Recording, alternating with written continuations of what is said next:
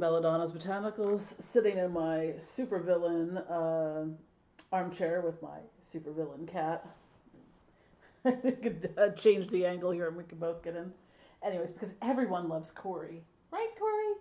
You think I'm comfortable now. So, yeah, I wanted to talk a little bit about making a couple videos tonight because that's how I tend to record things. So, this is the first time I've just had some time in the evening to sit down and do this.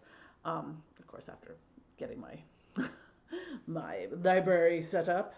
I feel like I need a goblet here. I don't know where my goblet is, but I'll start filming videos in supervillain style. Anyways, so I wanted to talk about. So I was reading a book recently, and it escapes me as to what book it was at the moment. I think it was Water Magic by Lilith Dorsey. But one of the things that was talked about, and I've seen this in other books, it was talking about using substitutions and magical practices. And some traditions are real big sticklers for sticking to that tradition, and you cannot deviate from, if you don't have mugwort, you can't use wormwood or things like that. And I don't know, I've always been a bit of a rule breaker and an anti-traditionalist in a lot of ways. So personally speaking, I think it's fine to use substitutions because not everyone has access to the same things, especially geographically. Like the road opener herb is Abre Camino. It's not easy to find it. Like, I have one place I can get it, and it's not always reliable that they're going to have it. Corey's kicking me in the back. Anyways, excuse me. But they send, when I order it from the place I get my Abre Camino, is Original Botanica in Brooklyn, I think, New York. And they literally just kind of send me like yanked off a tree the live plant. So obviously it's not something they can ship around, because I'm in Pennsylvania, so it's, be here next day. It would be a hot mess to ship it, someplace it's going to take 2 weeks to get to. So, but that's the only place I know of that I can reliably sometimes get it, depending on the time of year. And now that I'm saying that, I probably should replenish my stocks. It's also not cheap. So that's the thing we have to look at with some of these when we're using substitutions in whether it's a magic spell, whether it's in something we're making, because not all things are accessible to all people. You may not have $50 to spend on an ounce of something. So using a substitution, Corey, trying to figure out how to sit here with, here, we'll sit this way so you can see Corey adorably sleeping. I just have to move there we go. Anyways, because it is always all about Corey. Anywho, so when we're talking about the things, and a lot, because I do get questions about this, and sometimes I'm like, I don't know, because people are very specific and very tied to how something should be done according to tradition or according to whatever that may be. And there are a lot of different, traditions in the world. There's a lot of different pantheons, a lot of different practices and things that might be transferred down in one family lineage that is specific to that family lineage. You might make your 4 thieves vinegar according to the way that 7 generations of your family have done so. Well, not everyone has that either. I sometimes, I feel a little jealous when, in my own way, when people are like, oh, this is a recipe passed down from, 7 generations in my family and stuff like that. Well, not everyone has that. It's like, especially for those, like a lot of, like, I'm Eastern European, so a lot of those things a lot of our folk magic was syncretized into daily life and to practice, and kind of the meanings of things got lost along that way. So, there's things I wish I could do as well as my grandmother. I wish I could make a halupki and a kiffle the way she did, because no one has been able to do that. Some have come close, but not close enough. But, there's cultural traditions that are passed down. And if you have a family that is, that has magical roots that go back generations where everyone's been practicing.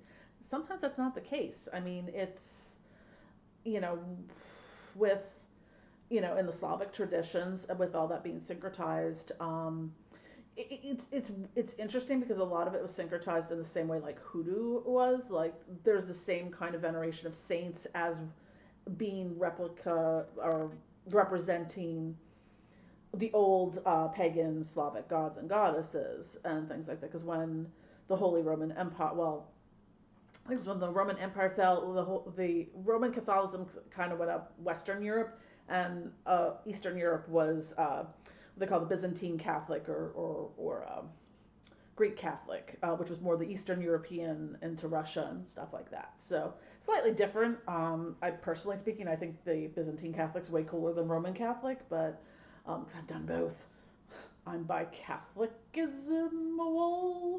I was born into the Byzantine Rite. My family converted when we moved to Northwest Georgia because not a lot of Eastern Europeans down there apparently. Oh my God, Corey, you're so cute. Anyways, so back to the point. Personally speaking, I don't feel a great need because everything has to be done according to very specific things because someone said so. Because I've apparently, and this may be something just having come up through Roman Catholicism and failing at it miserably and excommunicating myself when I was 15. I question everything. Well, why does this need to be done for X amount of time, or why does this? And I do not accept because that's the way it's always been done, or because I said so as answers. And maybe that clashes against some traditions, but times change, access to things change, and supply chain issues. Hi, I deal with that all the time. I've been having a hell of a time. At least once a year, I have a really hard time sourcing patchouli leaf for making things, and suddenly my patchouli goes from being $20 for a pound to like $90 a pound, and there's like one place I can get it from, and it's not that great quality.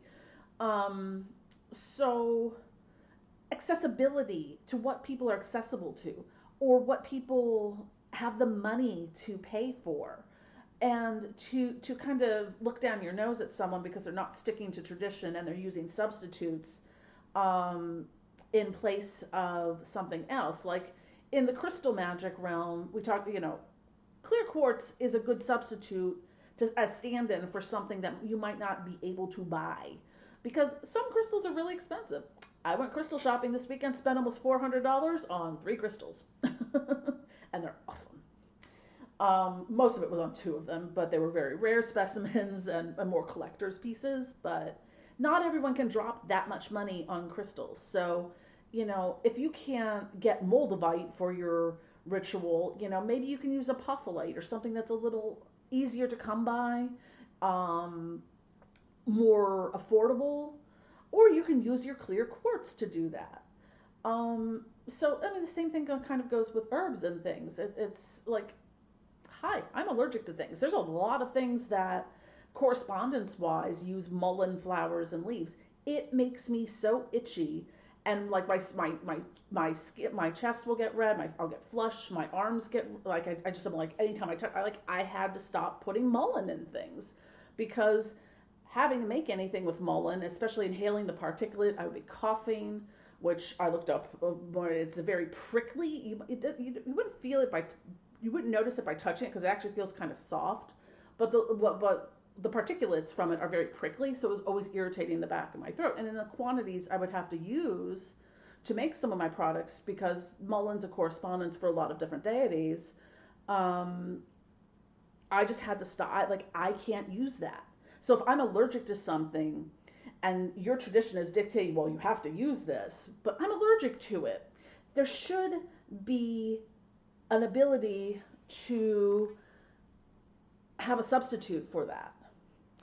And the same thing, I talk about this a lot when the topic comes up of white sage and cultural appropriation, because a lot of people use white sage for protection and purification. There's about 50 other herbs you can use for the exact same thing. Do you need to use white sage for that? I mean, I stopped using white sage because again, I don't like the smell of white sage. I don't like touching it. I don't like any of it. It's just not like I don't like it. So I mean, personally, for me, if I have to do a purification or cleansing or something for protection, I tend to use dragon's blood instead because that's what works for me. So, a lot of what I talk about on this channel is finding what works for you. And sometimes you may need to break from tradition to do that.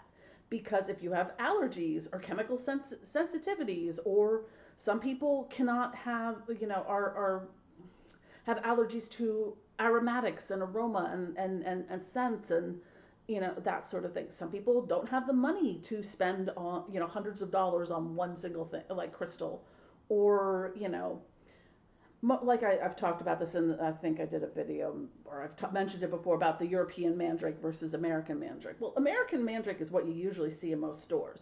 European mandrake is hard to come by and very expensive. So, you want to get a whole mandrake root for your mantle, according to tradition, you're probably going to be paying hundreds of dollars for that, unless grow your own. And European mandrake is particularly finicky to grow. So, American mandrake is not even a true mandrake, or even in the same botanical uh, family, so, or species. It's entirely different. So, is it okay to use American mandrake in place of European mandrake? Depending on what you're doing with it, I would not use it for anything like flying ointments or tinctures because it's a purgative. So unless you want to be, you know, coming out both ends. Not really something, it has its uses magically, but they can be very different than what European mandrake is used for. And European mandrake is very expensive. I have one supplier that I get it from, and it's about $25 an ounce, I think. So you want a pound of a European mandrake? You'd be paying a pretty penny for that. Again, not everyone can afford that. So it's looking at things in a way, and sometimes you have to break from tradition because a lot of traditions, I'm sorry, are really freaking ableist. And it's not about gatekeeping. It's not about, um, what's the word I'm looking for? I don't know. But it's you want to keep traditions alive, but sometimes they have to be modified because things become unavailable at times, or things change. Like musk, deer musk actually from the deer used to be something that was very popular, used in aromatics. It's now illegal to use deer musk. So, or musk, I forget which is a particular type of deer. Or some things, it's just like there's a lot of, because I'm educated in perfuming, there's a lot of perfuming elements that were derivatives of animal products like ambergris, civet. I think ambergris. Is it ambergris?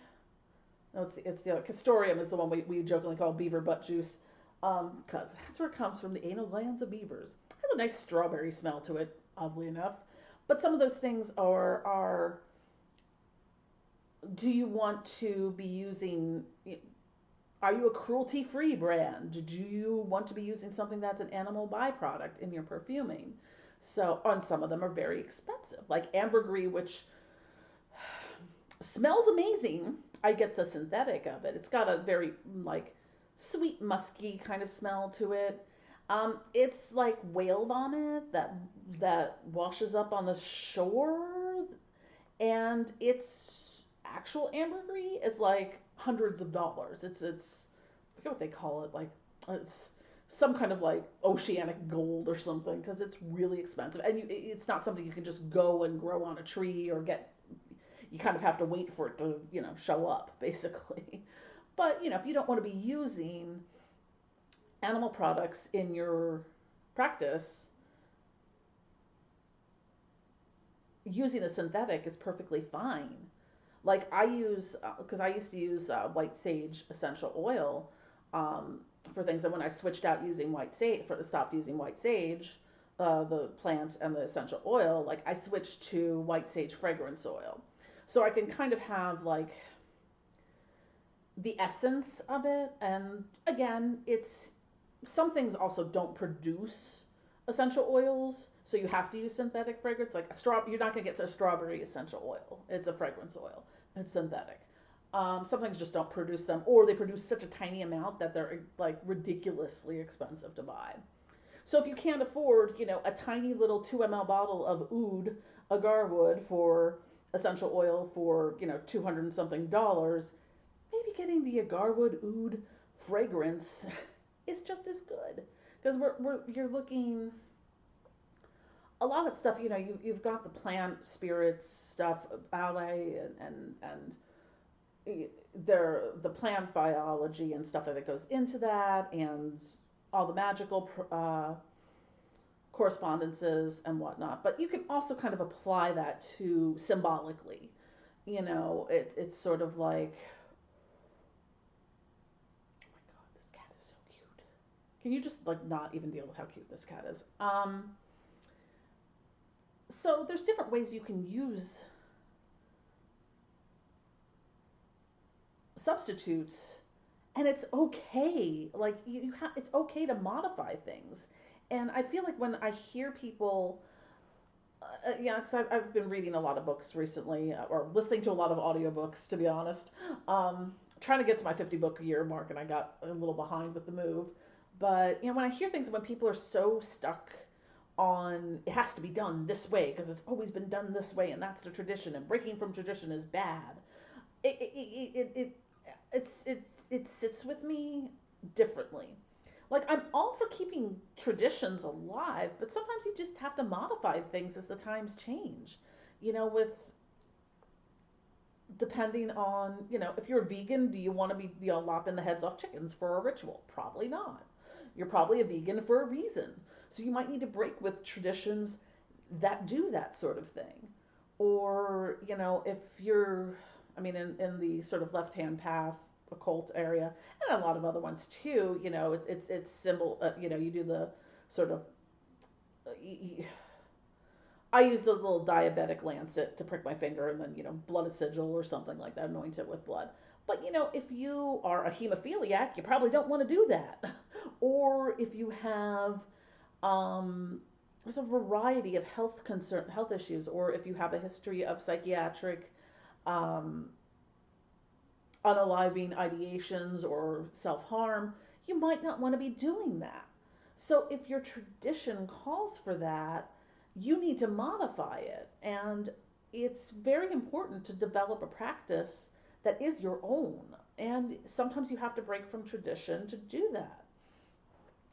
Now, what was a little bit of what I was thinking about on the thing with tradition is, for someone like me, nothing was really passed down to me all that much as far as practices. I don't have a family that's been making Four Thieves vinegar or Florida water for 100 years or something like that. So, or has specific practices and whatnot. And also, I don't have children, so I don't know who I would be passing this along to. My niece and nephews might not, be of this ilk. Um, so I may not have a family bloodline to pass this down to because I don't have any children. So who do I pass this all down to? Hi, YouTube.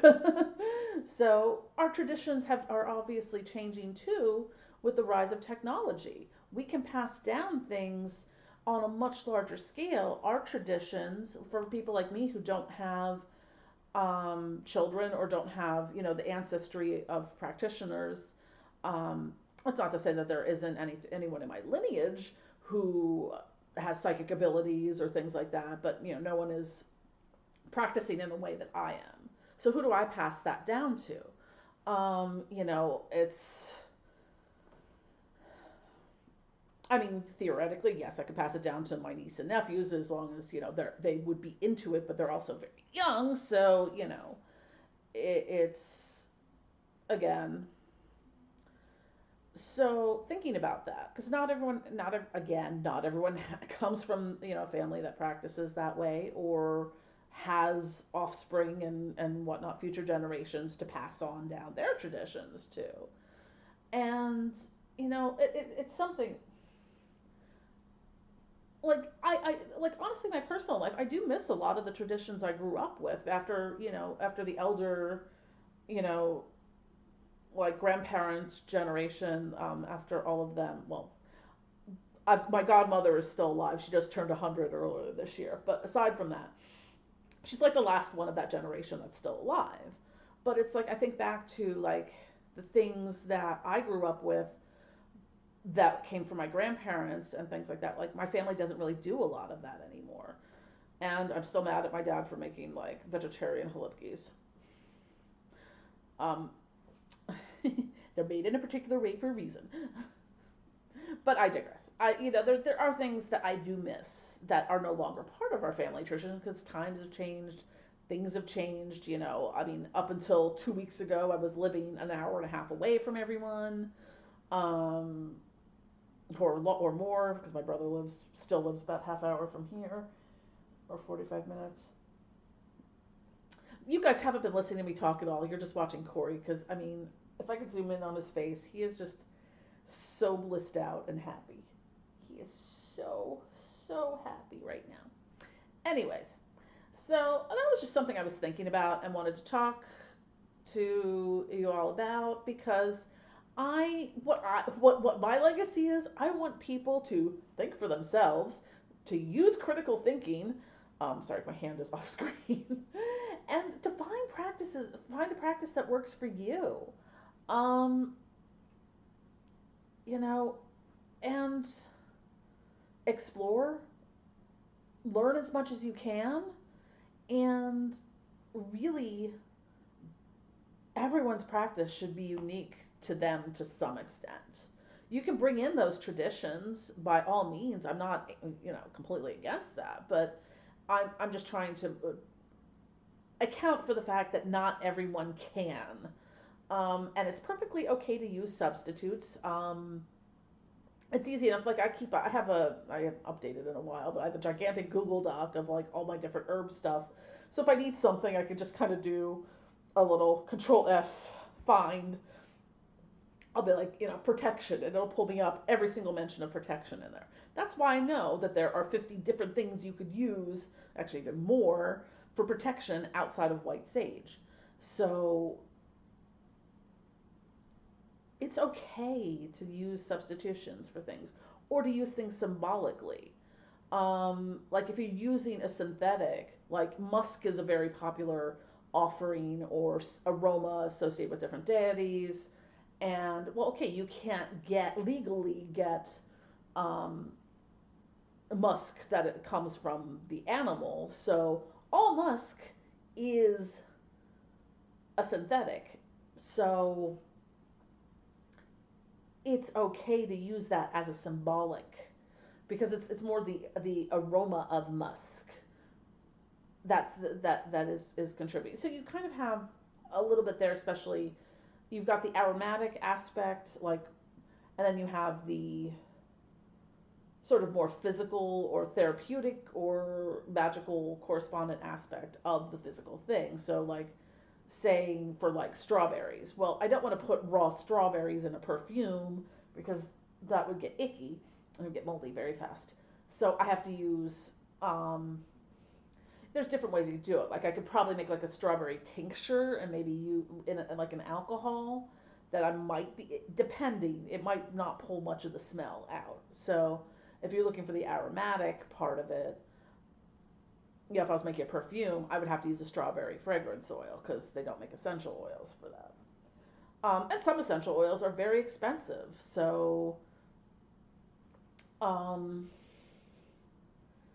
but again, with essential oils, they're very highly concentrated. So, what I always give the anecdote of 1 drop of peppermint essential oil is the equivalent to 26 cups of peppermint tea.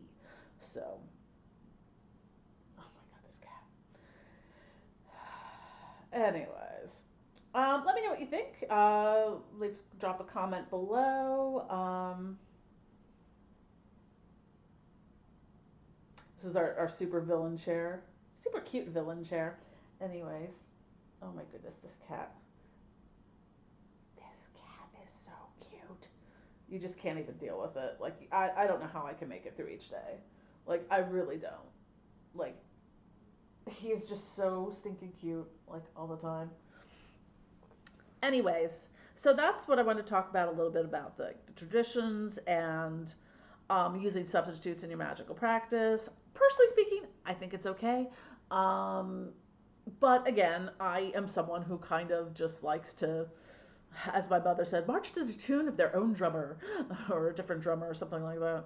Um, but I've just always been like that, even as like a kid or whatnot. So I just find what works for me.